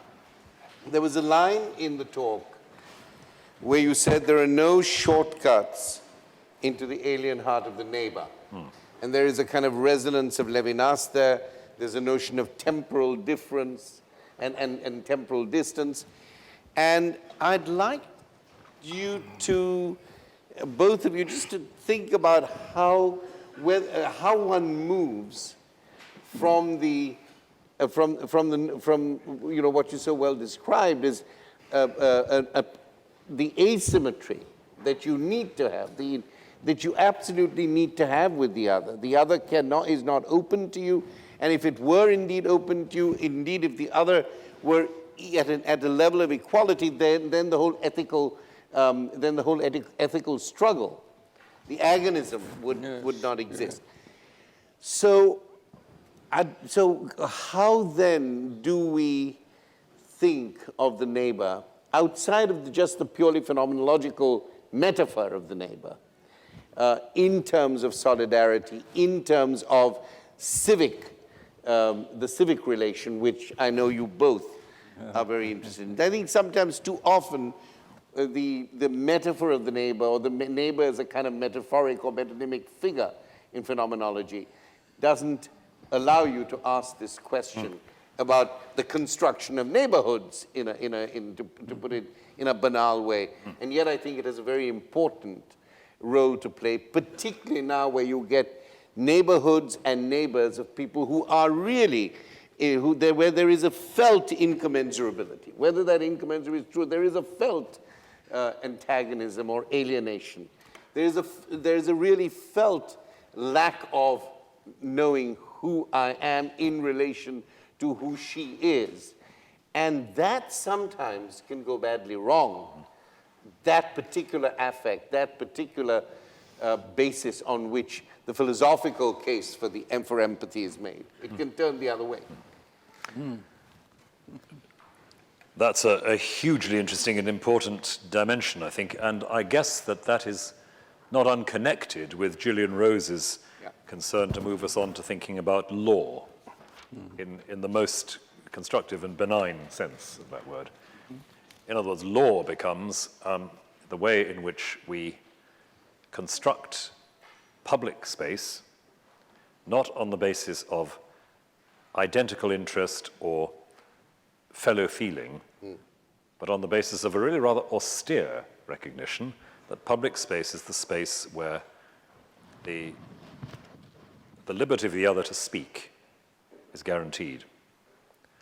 And I think that perhaps is near the bottom line, the liberty of the other to speak, and the liberty of the subaltern to speak, and the liberty of the stranger, the metic, to speak. When we don't know what they're going to say, but act with a kind of systematic trust that what is sayable by the stranger is hearable, and that something unfolds from that fact once we have granted. Who's we here? Well, let it stand for a moment, but once there has been granted. Oh, no, don't put it that way. Stick with the we. Stay with the we. Once there is a liberty to speak, the law enshrines. That's one way to it. I just actually wanted to bring the law in here. Absolutely. Otherwise, the machine can keep moving. And this is where Gillian Rose's discussion, especially in her posthumous collection of essays, Mourning Becomes the Law, wants to wean us away from sentimental solidarities to civic solidarities, which I think is not a bad direction to go. I just wanted you to I wanted you to clarify that. David? Well, I again agree, but it might be worth adding that I quite agree with you, Homi, that the word neighbor has become a rather sentimental category, which I think is why many have started using stranger, right? Hospitality to the stranger, like Derrida's. Very nice work on that, I think. But neighbor should not be a sentimental concept. It's actually a quite radical concept, as Nietzsche, who didn't like it, saw very clearly. It is what transvalues all the values that the culture had. No Greek would talk. For Nietzsche, he's right. Aristotle would think it nonsense to say you should have love for the neighbor. The best you could do was a friend, family, maybe a country or a polis. But a neighbor, anyone, the near one, that's the radicality of someone like Levinas. I think he's recaptured the radicality of what neighbor means. And in that sense, and before him, in terms of against it, Nietzsche captured it. he thought it was absurd. Freud also thought it was absurd, you know, in that neighbor love. He thought it was impossible. So that I rather like emphasizing neighbor as long as you rightly say, you remove what is too, it can easily become a kind of Hallmark card, but it isn't. It's actually one of the most interesting biblical innovations, Jewish, Christian, and Islamic, into Western culture and through that in other cultures. Yeah, there's a wonderful line by Levinas. The neighbor is always late. Yes. For the meeting, Yes, you know. yes. Of course, people like me who come from India and always late for every appointment, then make a plea for my own understanding, for hospitality on the basis of this idea. But the idea that you're not going to get that symmetry. There's always going to be that. And as David says, the notion that there is an ethic of sheer proximity Yes. is what is radical here. It is radical.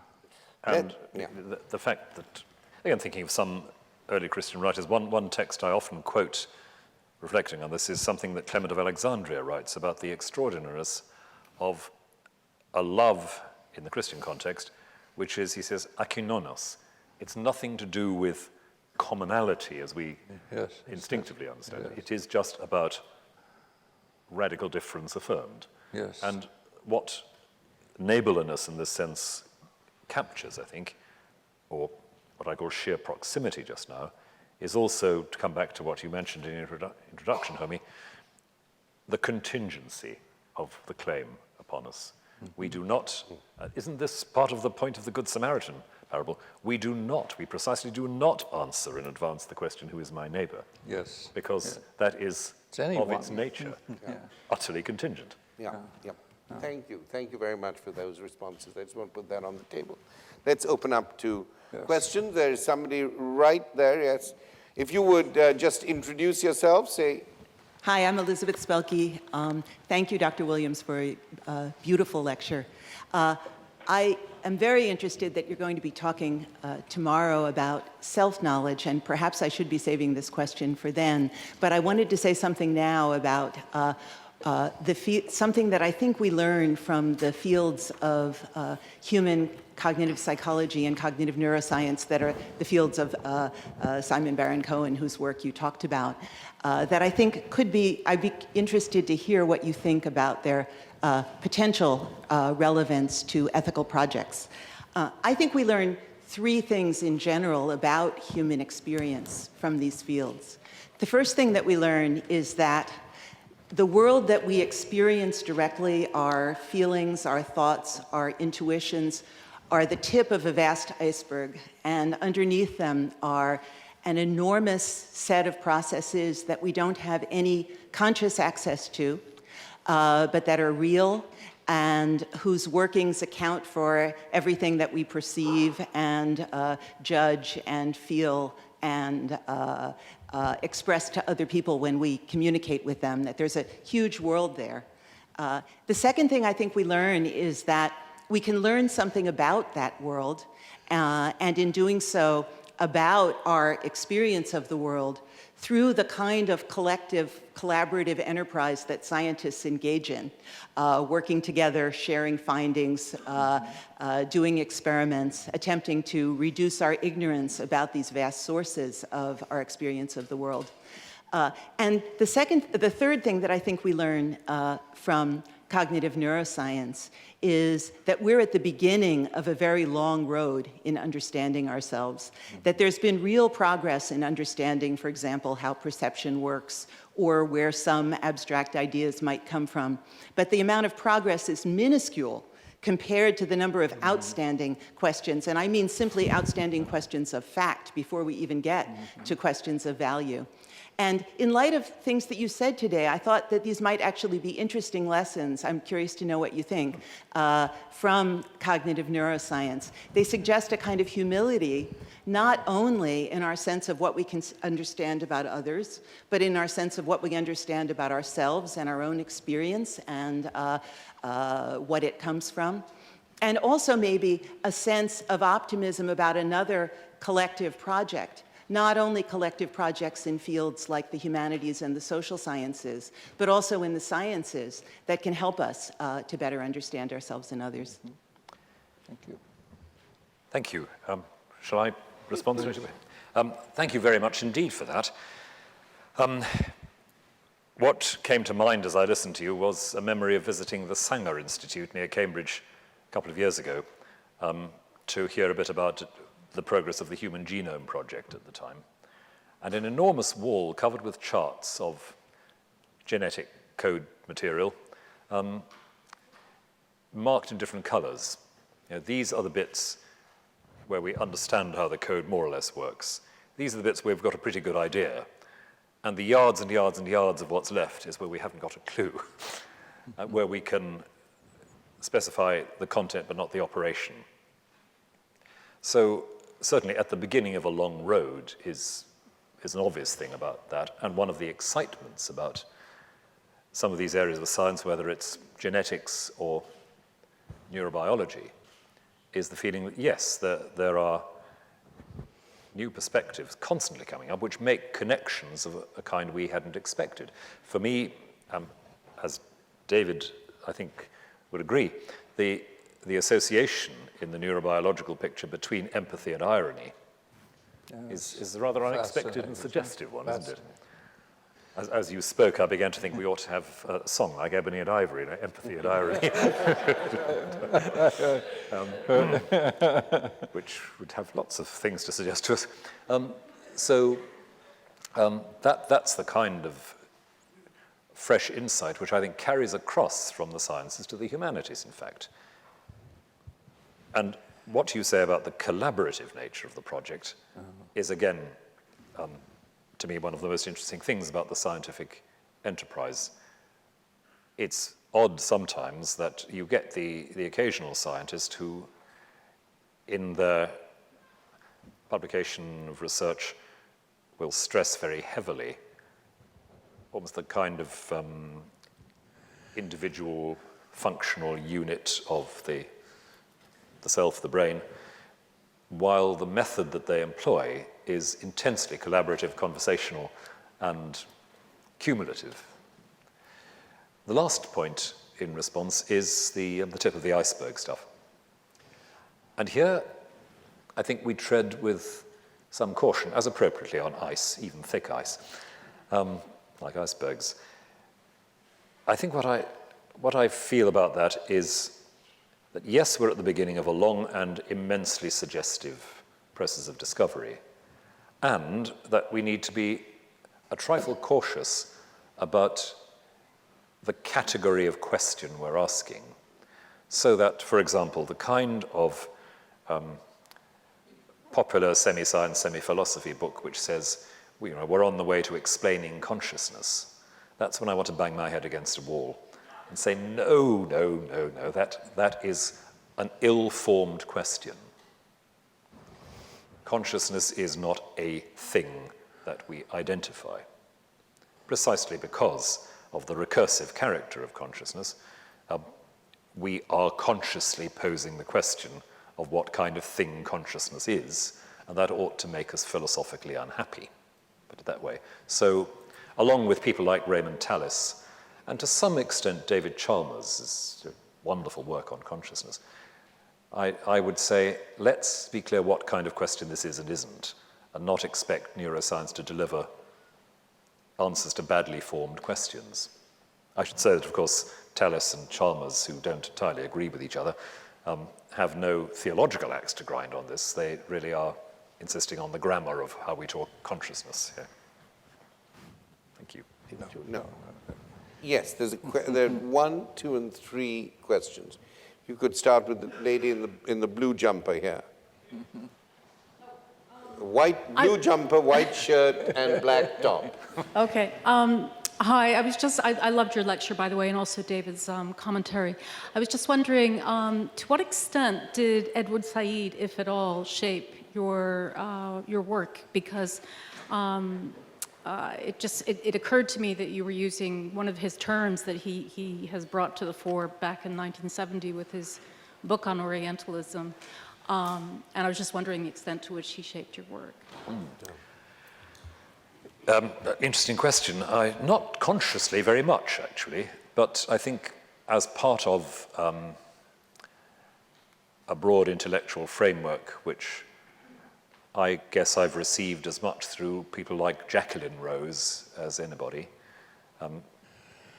Said's presence is a significant one in my thinking, and that's, I guess, why I want to make sure that issues about power, advantage, and so forth are factored into any discussion we have here, as we've heard more than once. So I'm glad you raised that. Hi, good afternoon. Thank you so much for your lecture. I guess I had a question. If indeed empathy is instead rather a point of connection with the other than an emphasis of the other's otherness, I'm curious as to why it works as a reciprocal thing, why the person who is being empathized with, the sufferer, if you will, feels then a point of connection with the empathizer that then potentially reduces that person's suffering. It would seem that it's not flowing both ways, it's not a sort of exactly reciprocal relationship if we go along with this idea of it creating this abyss between us rather than bringing us closer together. And yet when we are the sufferer, precisely what we desire is that closeness, is that connection. It's a very interesting thought. Let me answer it by trying to chart what might be a process of empathic relation. I apprehend, I use that vague word, I apprehend somebody else is in a condition of serious distress. I engage in some way with that distress by saying, I wish to be alongside in that distress in whatever way might be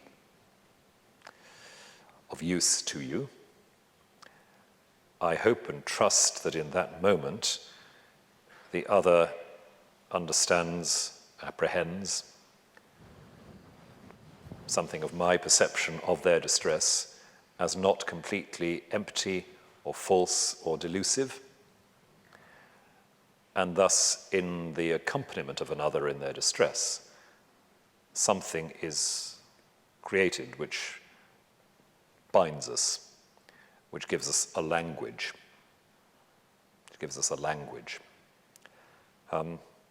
Now, I would say that the problem with some versions of empathy is that that process of shaping a shared language, a shared world, is short-circuited in a number of ways, and even worse, aborted, so to speak. I go in and say, oh, I understand how you feel. And the other says, no, you don't. And there, the shared world breaks down. And there are moments when I speak as a pastor here, I have had that response. No, you have no idea what I'm going through. Don't pretend. You are saying that. You clearly have an interest in attempting to accompany me, but for purposes I can't divine and which may be self-serving. So, go away. Now, that works, I think, both at individual and corporate level. For typically, as was said earlier, the advantaged or powerful agent to say to the disadvantaged or disempowered agent, I feel your pain. Homi, you were talking about this in the introduction. Yes. The disadvantaged, dispossessed person has every right to say, no, you don't, because if you did, ... The accompaniment is unreal. There is no shared language. And therefore, whatever emotional affect I pour out towards the other serves me rather than the other and ceases or fails to provide a shared world. I was thinking about this watching 12 Years a Slave recently, and Benedict Cumberbatch's character clearly wanting to be sympathetic to his slave, and it's not possible. The structure makes it impossible, and therefore it's a delusion to do that. If that relationship itself is challenged and changed, if the first agent steps out of that role in a significant and effective way, something may happen. But I think it's very interesting that the idea that there is a sort of reciprocity of understanding created there. There is a recursive or reflexive empathy around, insofar as the sufferer understands that there is an attempt being made to understand, and therefore something more emerges. Could I ask a question on this very point? Isn't one of your points that that what interferes with the empathic, I don't know, contract, but with the relation is the projection of the ego, is the egotistical projection of my conditions, my values, my norms. But precisely to stop that, then you not only have to displace it from yourself, but in doing that, you also shift the egotistical projection coming from the other side. Yes. And then something is revealed which allows the relation or which allows the empathy to flow in both directions. Absolutely. I think that's right. The degree to which an effective action of compassion releases not only me from my egotistical projection, but the other from an imprisoning self-identification as victim, becomes significant here. Yep, thank you. David? No, thank you. We have a question here, and then we're going up. Yeah. Hi. Oh, that's loud. My name is Vivian Taylor. I'm the executive director of Integrity USA, the national gay, lesbian, bi, and trans organization for the Episcopal Church. This has been such a fascinating discussion of empathy and systems of power. I was wondering, based on what y'all are talking about here, if you might have any comment on the current Archbishop Justin Welby's comments last week on the acceptance by the Anglican Church in America and possibly in England of gay people and the celebration of gay marriage. He said that is causing mass killings in Africa. He claimed to have stood by a mass grave of more than 300 people who had been killed, 300 Christians who had been killed because their neighbors were afraid that they were somehow gay or going to cause them to be gay. And to some, including me, it seemed like this was an odd attempt to try to use empathy for one group of people to try to sustain discrimination against another group of people. What do you think about about those comments in this situation? Thank you. I have a policy of not commenting on my successors' statements. You will understand why. But let me come at the substantive question, which is a very searching one. I think it won't do to use empathy in one direction to reduce empathy in another direction. That seems to me axiomatic. I think there is an agenda that needs addressing here, in that the resistance of some people in other parts of the Anglican family to the acceptance of LGBT people has something to do with the sense that they are being put at risk by other people's decisions. And one has at least, I think, to have some intelligent engagement with that perception, whether or not it's an accurate perception, but that it's a fact. I think that I've heard it anyway from Africans who say, we are being put at risk by your decisions. Now, I don't think that should dictate our decisions, but it sets an agenda for the conversation that has to unfold. And I think therefore it's in those circumstances just as important to say to the African sister or brother, can you also see how some of your decisions put people at risk, unsought in our context? So attitudes towards LGBT people which, let's say, encourage or make easier homophobic abuse or suicide, young people's suicide, there is blood on the hands there too. So that's where I'd want to take that. I don't think, because as I said earlier, empathy doesn't decide the policies, but that's the conversation I want to open up. And the moral weight of the African experience, you are putting us at risk, has to be factored in to the conversation in which we, if we build up enough trust, are able to say, well, you know, you put us at risk too. But it should not be the kind of zero-sum game it often is, or the alibi-creating game it sometimes is. Thank you. My name's Voice from on High for the Archbishop. My name's Michael Fraser. I'm an associate professor of government, and my question seems kind of academic after the last one, but I guess that's my job. I was kind of disappointed that you skipped the 18th century to get straight to the 21st, and the 20th, 18th, 20th, 21st. Because even though the term empathy hadn't been coined yet, a concept can exist long before the term we currently use to identify it. And it really did seem to be a uniquely rich time for understanding the issues that you're wrestling with. Not only Adam Smith, who you mentioned, and I do think his notion that the way to justly resolve conflict is through what he called divided sympathy, equally considering the perspective of each party to the conflict and their resentments, and I think you were exhibiting that just now. But also Herder, who's widely credited with coining the German term Einfühlung, and is also widely credited for being the first person to use culture in the plural. Yeah. And it would be odd if empathy were somehow by its nature blind to culture when the two concepts have the same point of origin.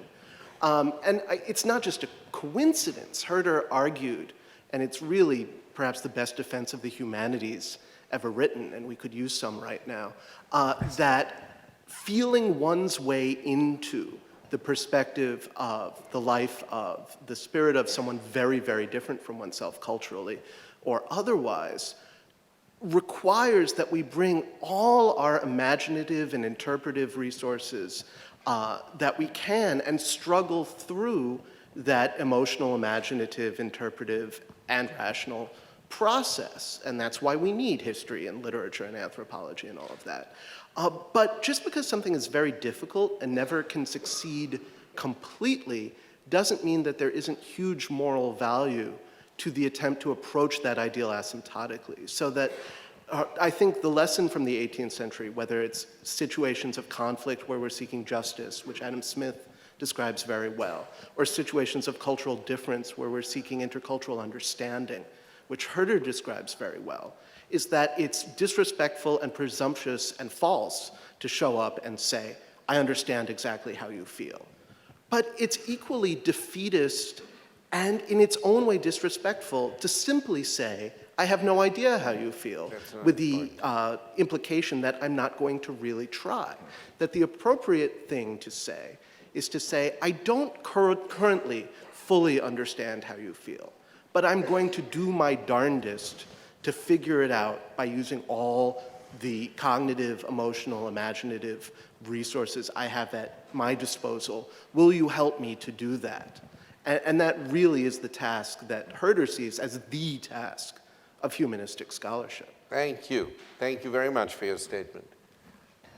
Well, thank you. Let me respond briefly. As Dr. Johnson once responded to one of his questioners when asked why he'd made a mistake in the dictionary, he said, ignorance, madam, stark ignorance. I'm not, I don't pretend to be an 18th century expert, and am aware of Smith and indeed of Herder in a way which makes me realize I need to fatten that out as background. So that's just an apology for ignoring that. And I hope I can claim to have ignored it consciously rather than unconsciously. But more importantly, let's take this question of, I've no idea how you feel. I'm obviously being a bit mischievous there and saying that the thing to say to somebody else is, I've no idea how you feel. I don't think we stop there. And that's why I'd go back to what I was saying earlier about the kind of language that emerges in an encounter where you begin by saying, I don't know, but help me here. I've no idea how you feel is not so much a statement of despair as an invitation in the way I conceive it. And I think Herder's model is exactly where I'd want to be in terms of defending the humanities. I think that is precisely the utterly indefeasible and necessary task of the humanities in our intellectual world, and we are rapidly, as a culture and as a political culture, forgetting that. So I'm with you all the way in terms of affirming the Herderian crossover, if you like, between Einführung and the plurality of cultures, and that sense that the strangeness of a remote world is not a problem or a closed book, but an agenda in some way. Dave, Oh, you want to pass on that? I think so. I'm a little puzzled by the statement about we should go back to the 18th century. The example given of Herder is a very admirable one. I've always liked Herder. But it seems to me so obvious that, especially with the history of effects of Adam Smith, are not exactly purely positive. And even some of the history of effects of Herder in German culture are not purely positive. So that as happy as I am to retrieve good figures, and I like Adam Smith on moral sentiments, and I like Herder on almost everything, it seems to me to slide around so many crucial issues that in the 21st century and late 20th, we've had a better chance of being able to pose than anyone in the 18th century was able to pose, including what I was referring to with the various critical theories now available to help one think quite seriously, for example, in the 18th century, about the colonialism which is going on during the Enlightenment and the imperialism that is occurring all over the West at that period, so that, like all other things on the 18th century, you need a hermeneutics of retrieval to be sure of the admirable things that occurred. You also, for example, the American founders did many admirable things, but you also need a hermeneutics of critique. That is to say, there are certain things that seem to me obviously wrong, and moreover, and more importantly, a hermeneutics of suspicion about unconscious. It's a very important distinction, in my opinion, between conscious errors, which the Enlightenment dealt with, and the post-Enlightenment, Marx, Freud, Nietzsche, feminist theory, colonial theory, etc., which is a very different agenda and a more fruitful one, in my opinion, of being able finally to begin to deal with unconscious but systemically functioning, especially through structures of society, as Rowan has emphasized, distortions, self-delusions, delusions, not mere errors that Herder was innocent about, and is not to charge him as if this is a bad thing. I always thought Adorno was perfectly right. There is no innocent culture. There is no innocent tradition. There isn't even an innocent reading of any text that you could mention, including Adam Smith on moral sentiments and Herder on culture. I've actually, well, it's enough. I think we're going to take the last Two quick comments on that, if I may, just very briefly.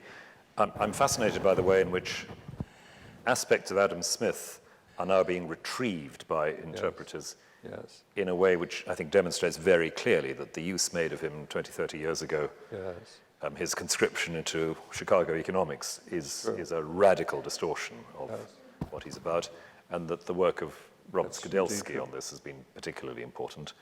And indeed, just looking at Emma, the audience, likewise. The other point is mentioning again the book I quoted by Joanna Book on what it is to be human. Which has a really intriguing discussion of the ambivalence of the Enlightenment about what counts as human. And she begins from a pamphlet, a very, very early 19th century pamphlet by an anonymous woman, which argues satirically and ironically that animals have more protection in British law than women do. And what does that say about our perception, our apprehension of the human? And it is a period where what you might call conditional humanitarianism is rife. And one of the things that some of the apologists against the slave trade really have to battle against. And I think to some extent, understanding ambivalence is very much of our time. Understanding ambivalence, not opposition, not polarization, not contradiction, ambivalence, to love and to hate in the same time, in the same place. That is something, as a critical, as a mode of critique, is, I think, something that I would say is of a more recent provenance and is very important. The question of ambivalence. Would you agree, Homi, that? And the other side of that is ambiguity. Yeah, the other side of that. But and what the is two should not be confused. People think ambivalence is my response. Ambiguity is the phenomenon, which is, which I have to analyze. And ambiguity, in my opinion, most people hear the word and think negative. No, ambiguity literally means it involves the true and the false. It involves the good and the evil. And if it's involved with religion, it involves the holy and the unholy. It's ambiguous, which is why we respond ambivalently. Yes? To it. And it has its own power. Yes. Yeah. Someone else? Well, and first, thank you for this wonderfully rich and suggestive lecture. You've given us a critique of the privatized and sentimentalized understanding of empathy that is common and widespread, and you've shown that it misses and fails to respect the strangeness of the other, and also rests on a false transparency of the self to itself. And all of that seems to me powerful and persuasive. My question is about what you take to be the subject of empathy, or the self that is capable of empathy. You said a few times you used the word primordial, and that threw me off a little bit, puzzled me, because I thought when you referred to the primordial, you were referring to the embodied, individuated self as the default, the starting point for the project of empathy. And yet it would seem to fit better with your overall account that the subject of empathy, or the self capable of empathy, must be something other than the antecedently individuated self. Is that right? Thank you. Yes, a really helpful question. First of all, primordial is very much Edith Stein's word, and the way she uses it is for I think, the heuristically imagined bare perception of phenomena, which never really happens, but that is, I think, what she has in mind. Were we to have only primordial experience, we wouldn't have experience at all. So the self is indeed the embodied intelligence, the always already embodied, always already intelligent. And the self, which becomes both transparent and obscure to itself, is the self which, as Augustine memorably says, has become a question to itself, precisely because it doesn't just act from that imagined primordiality, that imagined simplicity. That is clarifying. I want to thank both of you, Rowan Williams, Dave Tracy, for being here today. I want to thank the audience, and I want the takeaway line to be, all that is sayable is hearable.